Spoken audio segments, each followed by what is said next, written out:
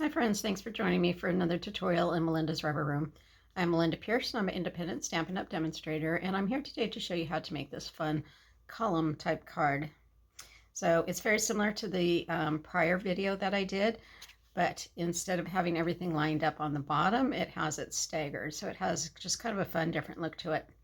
So this is the card that I showed as a sample for my Zoom class.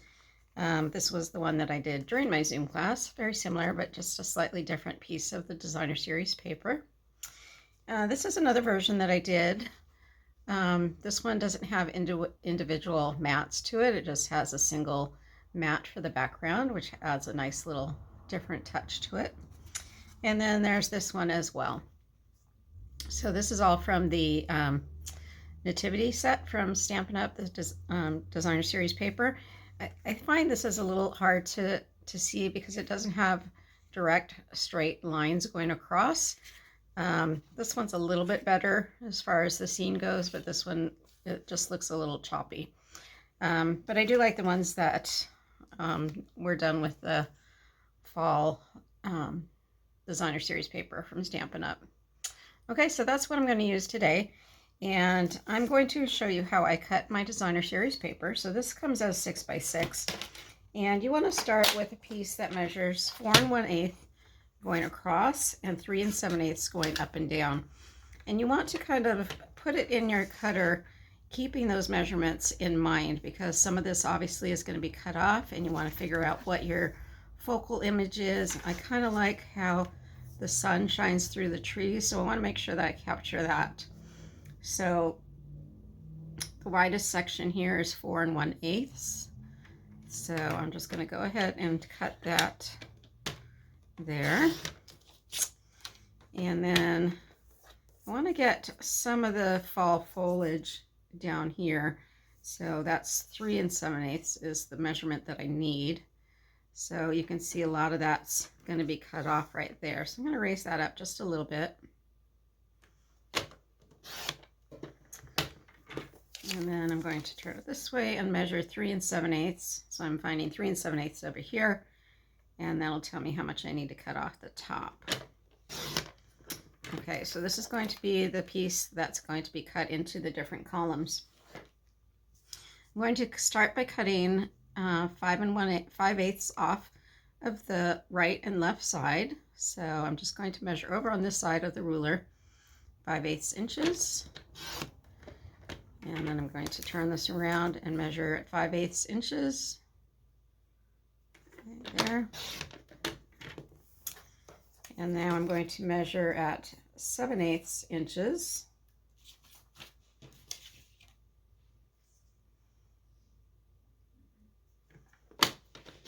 Just like so.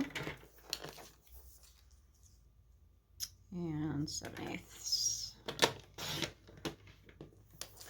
And that will leave me with a centerpiece that is roughly 1 inch.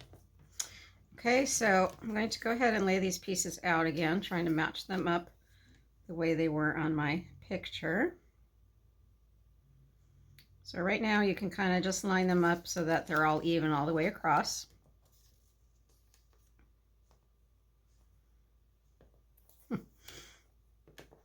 Something doesn't look right there. It's kind of like a puzzle if you're not careful when you cut them off. Okay, so I have my two thinnest pieces on the left and right, and then they get bigger as you go in. So the two smallest pieces on the right and left, you want to cut that off at a 1/2 inch off the top and a 1/2 inch off the bottom.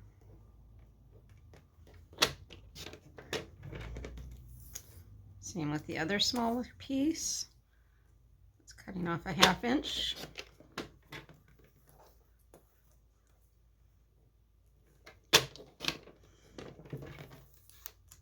And then the next size down, you want to cut 1/4 inch.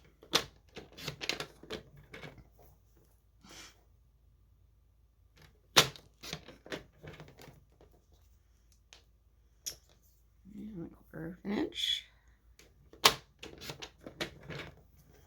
Again, these are the two inside pieces from the left and the right. And the middle piece you're going to keep at the full height of 4 inches. I'm sorry, 3 7/8 inches. Okay, so I'm going to put that aside.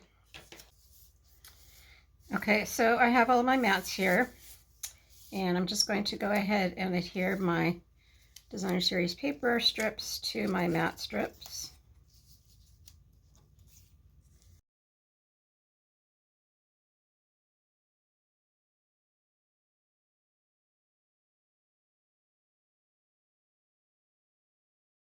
Ready to go.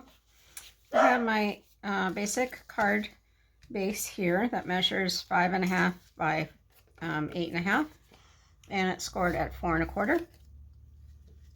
I have a piece of cardstock here that measures 4 1/8 by 5 3/8, and that's just going to fit right on the front of that card base.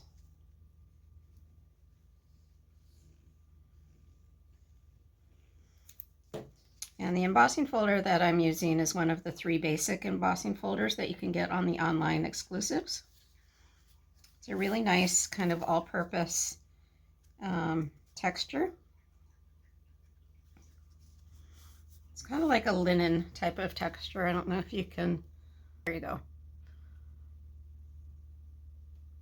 Okay, and now I'm just going to go ahead and lay these down.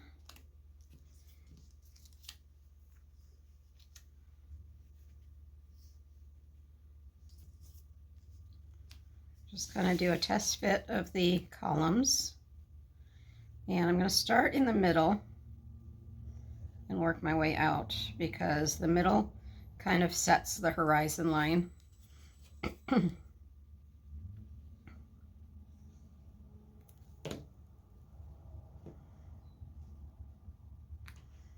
It looks about to be in the middle to me.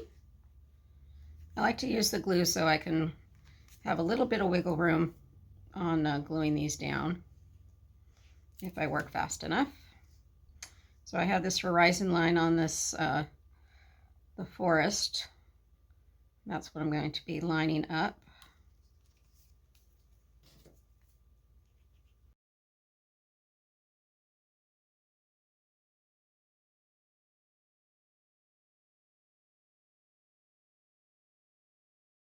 That looks good. So then I have my greeting. I just stamped this on the same paper as I used for the other mats, and that is called Wild Wheat. And then it's matted with copper clay. So copper clay is my base cardstock. And I'm just going to add a few dimensionals to my greeting just to raise that up a little bit.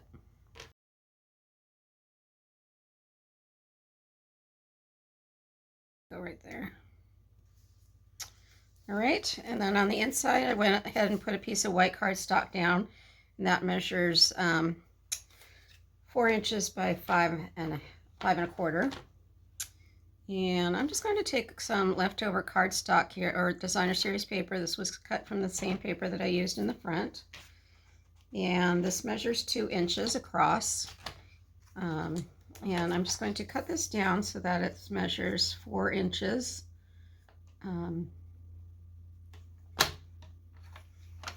Going up and down.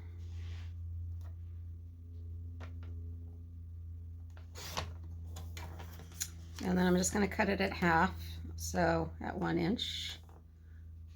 A little bit smaller than 2 inches, so looks about right. And I'm just going to anchor the 2 sides of the card, and that way you still have that scenery type effect going across.